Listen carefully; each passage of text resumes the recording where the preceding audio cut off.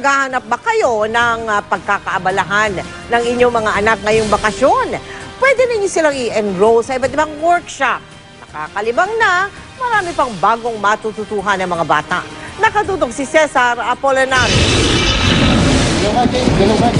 May ilang boxing gym na tumatanggap ng mga batang gustong matuto sa boxing.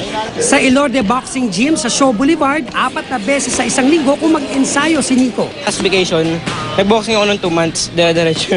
Oh, puro pawis ka nga, diba? Pag magbaboxing. So, malakas magpapayat din ito. Mga siguro na wala akong mga 20 pounds.